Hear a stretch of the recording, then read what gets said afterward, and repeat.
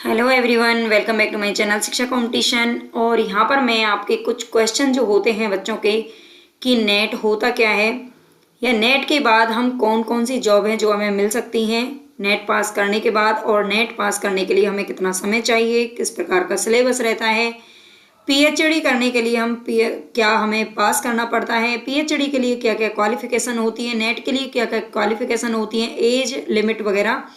ये सारे जो सवाल हैं वो बच्चों के मन में कहीं ना कहीं चल रहे होते हैं। जो नहीं जानते हैं इन सब चीज़ों के बारे में, उनके लिए ये वीडियो काफ़ी हेल्पफुल रहने वाली है। और एक ही वीडियो में आपको सारे जो भी आपके माइंड में क्वेश्चन होते हैं वो सब कंप्लीट यहाँ पर हो जाएंगे। ठीक है, सिलेबस क्या होता है, और उसके बाद आपका पेपर कितने का होता है, कितने नंबर का होता है, कहाँ पे होता है, और कैसे होता है, कब होता है, इन सब चीज़ों के बारे में हम यहाँ पर डिस्कस करेंगे। आई होप आपको ये वीडियो पसंद आएगी। अगर पसंद आई है तो लाइक ज़रूर कर देना, सब्सक्राइब कर लेना, पहले आप पूरी वीडियो देख लीजिएगा।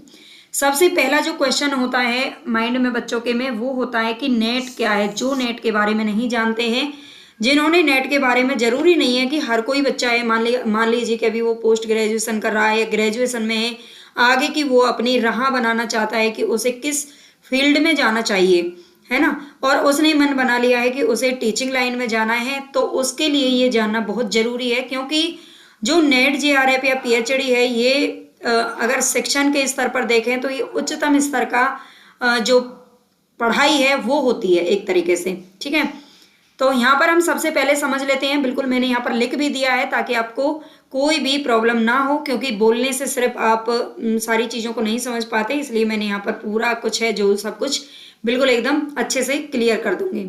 ठीक है, तो नेट क्या है, सबसे पहले तो आप इसके बारे में जान लीजिए। यूजीसी नेट भी इसको बोल सकते हैं, नेशनल एलिजिबिलिटी टेस्ट। ठीक है, नेशनल यानी कि पूरे राष्ट्रीय लेवल पर, पूरे भारत में ये जो पात्रता परीक्षा होती है एक तरीके की, पूरे राष्ट्रीय लेवल में ये करवाई जाती है। ठीक है, या यूजीसी नेट भी इसको कह सकते हैं। भारत में एक राष्ट्रीय पात्रता प्रवेश परीक्षा होती है। ठीक है, और इसको कौन दे सकता है, तो उन बच्चों के लिए ये होती है जो स्नातकोत्तर का मतलब होता है पीजी। ठीक है, पीजी करने के बाद, पीजी वाले जो बच्चे हैं पोस्ट ग्रेजुएशन करने के बाद, वो विश्वविद्यालयों में शिक्षण प्रवेश हेतु पात्रता परीक्षा होती है। यानी कि आप असिस्टेंट प्रोफेसर अगर बनना चाहते हैं आगे जा करके, है ना, पीजी वगैरह करने के बाद आप आगे जा करके प्रोफेसर बनना है, आपको कॉलेजेस में पढ़ाना है, आपका भी मन करता है जब आप देखते हैं, है ना, तो कि मुझे भी कॉलेज में पढ़ाना है, तो उसके लिए ये जो एग्ज़ाम है वो आपको क्वालिफाई करना होता है। ठीक है, तो हम पूरा समझेंगे इसको। कोई भी आपके दिमाग में अगर बाद में सवाल रह जाए तो वो आप मुझे पूछ लेना। इसका आयोजन साल में 2 बार किया जाता है, यानी कि 6-6 महीने के अंतराल पर, 6-6 महीने के अंतराल पर ये 2 बार इसका पेपर करवाया जाता है। एक बार जून और एक बार दिसंबर में। ठीक है, ये फिक्स है जून और दिसंबर में। वो एक बात अलग है कि पिछली बार जून में थोड़ा बहुत कुछ गड़बड़ी पाए जाने की वजह से वो जो पेपर है वो सितंबर में पहुंच गया था। ठीक है, लेकिन इसका जो टाइम है वो फिक्स है, जून में करवाया जाता है एक बार, और एक बार दिसंबर में करवाया जाता है, तो 2 बार होता है। इसके बाद इसकी कोई भी आयु सीमा निर्धारित नहीं है। अगर आप नेट क्वालिफाई करना चाहते हैं तो इसके लिए कोई भी आयु सीमा, कोई भी एज लिमिट नहीं है। आप किसी भी एज में अगर हो और आपको करना है नेट, ठीक है, तो आप इसको पास कर सकते हो, है ना, अगर आप करना चाहते हो तो। कोई भी एज लिमिट इसकी नहीं दी गई है। इसके बाद हम देखते हैं कि इसके लिए एलिजिबिलिटी क्या होनी चाहिए, यानी कि योग्यता।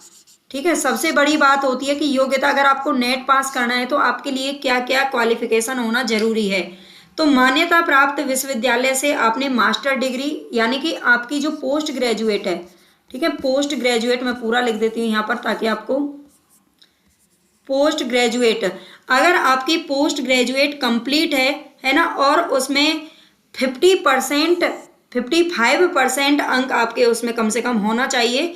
वैसे ये जनरल कैटेगरी की बात कर रहे हैं यहाँ पर, है ना, थोड़ा बहुत जो रिजर्व कैटेगरी में आते हैं उनका ऊपर नीचे थोड़ा बहुत होता है, 5% का है, उसको शायद रिलैक्सेशन है जो मिल जाता है। ठीक है, लेकिन ये यहाँ पर हम सबके लिए ओवरऑल बात कर रहे हैं। पोस्ट ग्रेजुएट आपकी कंप्लीट होना चाहिए और आपके उसमें 55% अंक होने चाहिए। पोस्ट ग्रेजुएट होना चाहिए या तो पोस्ट ग्रेजुएट आपका कंप्लीट हो, अदरवाइज आप अगर अभी पोस्ट ग्रेजुएट कर रहे हैं और आपका अंतिम वर्ष है, ठीक है, आपका अंतिम वर्ष है या अंतिम सेमेस्टर आपका चल रहा है, तो भी आप इसमें अपीयर कर सकते हो, ठीक है, अगर आप लास्ट फाइनल वर्ष में हो तो। अगर आप 4 साल का ग्रेजुएशन कर चुके हो, ये भी ध्यान रखना है, अगर आप 4 साल का ग्रेजुएशन कर रहे हैं, ठीक है, तो या फिर अंतिम वर्ष में हैं, 4 साल का ग्रेजुएशन या तो आप कर चुके हैं या फिर आप उसके अंतिम वर्ष में हैं, तो भी आप इस जो एग्जाम है उसके लिए अप्लाई कर सकते हो, ठीक है। आई होप मैंने आपको अच्छे से समझा दिया है नेट के बारे में। अब थोड़ा सा आगे जो हमारा क्वेश्चन होता है, जेआरएफ क्या होता है, इसके बारे में देख लेते हैं। जेआरएफ क्या होता है, जेआरएफ, ठीक है, तो जूनियर रिसर्च फेलोशिप, इसकी जो फुल फॉर्म होती है वो होती है जूनियर रिसर्च फेलोशिप। नेट परीक्षा में जो बच्चे नेट परीक्षा में बैठते हैं उनमें से हर साल टॉप 10%, ठीक है, टॉप 10% जो बच्चे आते हैं, टॉप 10% में जो बच्चे रहते हैं, हाईएस्ट जिनके अंक आते हैं, उनको जेआरएफ मिलता है, ठीक है, ओनली 10% को जेआरएफ मिलता है। जेआरएफ के दौरान क्या होता है, जिन्होंने जेआरएफ क्वालिफाई किया है, लेकिन इसके लिए क्या है कि जो एज लिमिट है वो केवल 30 साल है, इसको आप अच्छे से समझ लें।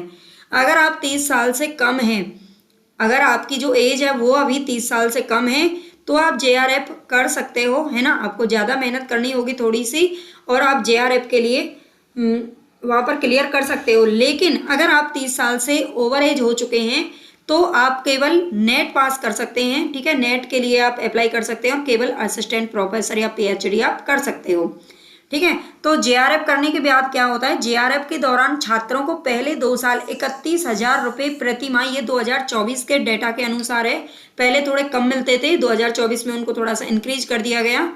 31,000 रुपये आपको प्रति माह दिए जाते हैं। यहाँ पर जेआरएफ करने के बाद क्या होता है, आपको हर साल मतलब हर महीने 31,000 रुपये दिए जाएंगे और 2 साल तक। इसके बाद जब आप तीसरे साल में पहुंच जाओगे तो आपको 35,000 रुपये प्रति माह का स्कॉलरशिप मिलता है, ठीक है, ये ध्यान रख लेना, जिससे आप अपने विषय में रिसर्च कर सकते हो बिना किसी दबाव के।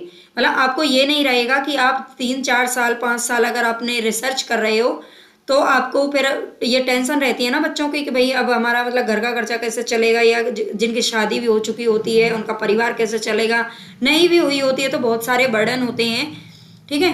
तो इसमें क्या होता है कि आपको यहाँ पर जो है स्कॉलरशिप एक सैलरी के बेस में यहाँ पर आपको पैसा मिलता रहता है, आप रिसर्च आराम से कर सकते हो, ठीक है। अगर आप जूनियर रिसर्च फेलोशिप यानी कि जेआरएफ के लिए आवेदन करना चाहते हैं तो आपकी उम्र 30 साल से ज़्यादा नहीं होनी चाहिए, ये जेआरएफ की एज लिमिट है, इसको आप ध्यान में रखिएगा, ठीक है, और टॉप 10% को ही ये मिलता है। नेक्स्ट जो हमारा क्वेश्चन होता है, देखो नेट क्वालिफाई करने के बाद क्या बच्चों के मन में होता है कि अगर हम नेट पास कर लेंगे तो हमें कौन कौन से फील्ड हैं जो हम ले सकते हैं, जिसमें हम जा सकते हैं। तो सबसे पहला होता है कि आप असिस्टेंट प्रोफेसर बन सकते हैं। यूजीसी नेट परीक्षा पास करने के बाद आप यूनिवर्सिटी और कॉलेजों में असिस्टेंट प्रोफेसर बन सकते हैं। हालांकि जो 2024 में अभी न्यू ड्राफ्ट आया था यूजीसी नेट का, तो उसमें उन्होंने कहा था कि यूजीसी नेट असिस्टेंट प्रोफेसर बनने के लिए, केवल असिस्टेंट प्रोफेसर की बात की थी, बनने के लिए अब आपको नेट की ज़रूरत नहीं है। और बहुत ही ये न्यूज़ है, इतनी वायरल हुई थी, हर किसी ने इस पर वीडियो बनाई थी, लेकिन मैंने उसमें भी आपको अच्छे से समझाया था सारी चीज़ों को कि यूजीसी नेट की ज़रूरत तो आपको तब भी पड़ेगी, अगर आप पीएचडी करना चाहते हो तो नेट पास करना होगा आपको, और अगर आप असिस्टेंट प्रोफेसर तो आप बन सकते हो, है ना, लेकिन अगर आप प्रमोशन करना चाहते हैं, देखो हर कोई चाहता है कि उसकी नौकरी में प्रमोशन हो, है ना, कोई भी एक ही स्टैंडर्ड पर हमेशा नहीं बने रहना चाहता। अगर प्रमोशन आप चाहते हो तो भी आपको नेट क्वालिफाई होना चाहिए।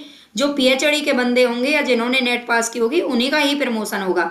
अदरवाइज जो आपने एक बार जिस स्टैंडर्ड पे आप पहुंच गए ना, पूरी जिंदगी भर उसी स्टैंडर्ड पर रह जाओगे अगर आप नेट परीक्षा पास नहीं करते हो और असिस्टेंट प्रोफेसर बन जाते हो, ठीक है, ये उसकी अनिवार्यता है, इसको आप थोड़ा सा ध्यान में रखिएगा। आगे मैंने वैसे ये भी बताया हुआ है, ठीक है। तो यूजीसी नेट पास करने के बाद एक तो आपकी लाइन खुल जाती है कि आप प्रोफेसर बन सकते हो कॉलेजेस में, पीएचडी आप कर सकते हो, है ना, पीएचडी पूरी कर सकते हो। पीएचडी में एडमिशन लेने वाले को 5 साल के लिए फेलोशिप दी जाती है, ठीक है, जो बच्चे पीएचडी में एडमिशन लेते हैं उनको 5 साल के लिए फेलोशिप दी जाती है, ये भी आप ध्यान रखना है। रिसर्च में आप जा सकते हो, आप किसी भी कॉरपोरेट कंपनी में रिसर्च का काम कर सकते हो। बड़े कैंपस की प्लेसमेंट सेल जेआरएफ कैंडिडेट को वरीयता देती है। आप समझ सकते हो, देखो सबसे बड़ी चीज होती है मतलब फेमस होना किसी चीज के लिए। अगर आप मान लीजिए आप भी असिस्टेंट प्रोफेसर, या जैसे मान लीजिए एक छोटे स्कूल में ही टीचर है, एक टीचर है जो केवल ग्रेजुएशन पास करके आया है, और एक टीचर है जो टेट सीटेट पास करके भी वहां तक पहुंचा है, तो उसकी और उसकी नॉलेज में ना जमीन आसमान का फर्क होता है। सबसे बड़ी बात तो ठीक है, नॉलेज भी ज़्यादा होती है, नॉलेज तो गेन होती ही होती है। और दूसरी बात ना, वो जो बच्चों को दे सकता है ना, वो शायद ग्रेजुएशन वाला उसको नहीं दे सकता, क्योंकि वो बहुत सारे एक्सपीरियंस से गुजर चुका होता है। ठीक है, और उसकी एक जो भाई सबकी नज़रों में जो एक इज्जत होती है ना, जो सम्मान होता है, रिस्पेक्ट होता है, वो भी एक अलग ही होता है कि हाँ भाई ये बंदा है, इसने जेआरएफ किया हुआ है, ठीक है, ये बंदा है इसने आईआईटी किया हुआ है। तो सबसे बड़ी बात ये भी होती है। ठीक है, तो नेट पास करना आपके लिए जरूरी है अगर आप टीचिंग की लाइन में हो तो। इसके बाद क्या होता है, सरकारी नौकरी कौन कौन सी आप कर सकते हो यूजीसी नेट देने के बाद या पास करने के बाद। सरकारी संस्थाएं जैसे कि बीएचईएल, आईओसीएल, ओएनजीसी आदि में आप काम कर सकते हो। ठीक है, यूजीसी नेट स्कोर के दम पर आप ऐसी संस्थाओं में लाखों की सैलरी पा सकते हो। ठीक है, यूजीसी नेट पास करने के बाद आप इस तरह की जो संस्थाएं यहाँ पर दिखाई गई हैं उनमें आपको लाखों की सैलरी, मतलब अच्छी खासी सैलरी आपको यहाँ पर मिल जाएगी। ठीक है, दूसरा हम देख लेते हैं, अगर बच्चे आप समझ गए कि अब नेट क्या है और आप किस किस फील्ड में जा सकते हो। अगर आपने मन बना लिया कि आप नेट पास करना चाहते हो तो अभी जून 2025 में, आज अभी जो मैं ये वीडियो बना रही हूँ अभी 2025 चल रहा है, यानी कि फरवरी है ना, अभी आपको ये वीडियो मिलेगी, और जून 2025 में एग्जाम होने जा रहा है। मार्च में आपको नोटिफिकेशन देखने को मिल जाएगा, है ना। और जो बच्चे नेट दे चुके होंगे उनका भी रिजल्ट जल्दी आने वाला है, फरवरी के लास्ट वीक तक आ जाएगा। ठीक है, तो अगर आपने मन बना लिया कि भाई आपको नेट क्लियर करना है और आपको थोड़ा स्टैंडर्ड अपना बनाना है, तो उसके बाद सबसे जरूरी होता है कि आपका नेट का सिलेबस देखिए और उठाइए, देखिए एग्जाम मतलब कैसे आप कर सकते हो, कितना आप पढ़ सकते हो, उन सब चीज़ों के बारे में ये बच्चों के मन में सवाल होता है। अगर वो मन बना लेते हैं तो सिलेबस मेरी इसी चैनल पर जो पेपर फर्स्ट होता है, देखो मैं आपको थोड़ा सा यहाँ पर समझा देती हूँ। इसमें 2 पेपर होते हैं, ठीक है, 2 पेपर होते हैं नेट के अंदर। उसमें एक पेपर हो जाता है, जो फर्स्ट पेपर होता है वो होता है कॉमन पेपर। कॉमन पेपर होता है, कॉमन का मतलब है वो हर बच्चे के लिए होता है। वैसे तो 83-84 जो सब्जेक्ट हैं उसमें नेट क्वालिफाई करना है, मतलब हर किसी का अपना अपना सब्जेक्ट होता है ना। और दूसरा जो पेपर होता है वो होता है सब्जेक्ट का, यानी कि सब्जेक्ट जिसमें आपके स्पेशल हो, जिसके हिंदी है, इंग्लिश है, पंजाबी है, या कोई भी लैंग्वेज है, या मैथ है, साइंस है, इंग्लिश है, कुछ भी है, वो यहाँ पर होता है आपका 100 क्वेश्चन होते हैं जो इसके पूछे जाते हैं। ठीक है, 100 क्वेश्चन का ये एग्जाम होता है आपका जो सब्जेक्ट का होता है। ठीक है, तो सब्जेक्ट को आपको पढ़ना ही है। इसके अलावा आपको 10 यूनिट्स होती हैं इसके सिलेबस में। ठीक है, 10 यूनिट्स होती हैं सिलेबस में, सबके लिए कॉमन पेपर होता है, सबके लिए आता है, ये सेम सिलेबस होता है। कॉमन पेपर में 10 यूनिट्स होती हैं, और आप उसको जो उसका सिलेबस है वो मैंने अभी 8-10 दिन पहले आई थिंक मैंने वीडियो डाली थी, तो उस पर आप निकालेंगे तो इसी चैनल पर आपको मिल जाएगा। ठीक है, उसका सिलेबस आप देख सकते हो। अगर आपको लगता है कि ये सिलेबस बहुत कठिन बिल्कुल भी नहीं है, बहुत ईजी है नेट पास करना, है ना। जब तक हम किसी चीज़ में देखो अंदर जाएंगे ही नहीं, जिसको खोजेंगे नहीं, देखेंगे नहीं, हमें क्या पता चलेगा कि उसमें कितनी मुसीबत है या कितना सुख है या कितना दुख है ना, सबसे बड़ी बात। तो आप जरूर ट्राई करिए, अगर आप टीचिंग लाइन में हो तो जरूर आपको ये ट्राई करना चाहिए, नेट जरूर क्लियर करना चाहिए, और उसके लिए भी ज़्यादा टाइम नहीं चाहिए। अगर आप अभी मन बना लेते हैं तो आप प्लीज़ मुझे कमेंट करके बताना क्या क्या आपका सब्जेक्ट है ना, थोड़ा बहुत। वैसे मैं जो इस चैनल पर पेपर फर्स्ट की तैयारी बहुत सारी वीडियोज है जो पड़ी हुई हैं, और हिंदी की तैयारी मैं यहाँ पर करवा दूंगी आपको। ठीक है, थोड़ा सा आगे देख लेते हैं। यहाँ पर जो वैसे तो मैं अभी ये बता चुकी हूँ आपको, असिस्टेंट प्रोफेसर के लिए नेट की जरूरत पूरी तरह से खत्म बिल्कुल भी नहीं है। पीएचडी का रोल भी अहम होगा, आपको नेट भी जरूरी पहलू है। Assistant librarian, assistant director of physical education और स्पोर्ट्स में भी नेट क्वालिफिकेशन की जरूरत पड़ेगी। इसके अलावा प्रमोशन के लिए पीएचडी डिग्री होना बहुत ही जरूरी होगा। अच्छा, पीएचडी हम कहाँ से कर सकते हैं, बच्चों के मन में ये भी सवाल होता है कि पीएचडी कहाँ से कर सकते हैं। तो इसके लिए बहुत सारी गवर्नमेंट और प्राइवेट कॉलेज हैं जो पीएचडी की डिग्री देती हैं, है ना। इसमें जो फीस है आपको, अगर सरकारी कॉलेज में आपका सिलेक्शन हो जाता है, क्योंकि उनके जो फॉर्म है वो निकलते हैं। आप ट्राई करिए, और ट्राई करने पहले आपको सबसे पहली बात है नेट पास करना होगा, उसके बाद ही आप पीएचडी कर सकते हो। तो उनके फॉर्म निकलते हैं, आप वहाँ पे अप्लाई कीजिए, वहाँ पे उनका एंट्रेंस टेस्ट होता है, उसको अगर आप क्वालिफाई कर लेते हैं तो सरकारी जो कॉलेजेस होते हैं वहाँ से आपको कम से कम मतलब 1 साल की जो फीस है वो कम से कम बस 15 से 30 हज़ार रुपये आपकी फीस लगेगी यहाँ पर। ठीक है, 15 से 30 हज़ार रुपये फीस लगेगी आपकी केवल। और अगर आप प्राइवेट कॉलेज से करते हैं तो उसमें 1-1.5 लाख रुपए से लेकर के 5 लाख तक के खर्चा अलग अलग कॉलेज में आते हैं, वो आप समझ सकते हो। ठीक है, तो ये पीएचडी है। अब यहाँ पर मुझे लगता है कि जो क्वेश्चन थे जो मुझे लगता था बच्चों की ज़रूरत है वो मैं यहाँ पर क्लियर कर चुकी हूँ, वो भी लिख करके। मैं ये सारी चीज़ें ओरली आपको बोल के समझाती तो शायद इतना समझ में नहीं आता जितना आपको एक वीडियो से समझ में आ जाएगा। अगर वीडियो पसंद आई हो तो लाइक ज़रूर कर देना, चैनल को सब्सक्राइब कर लेना और शेयर कर देना। धन्यवाद।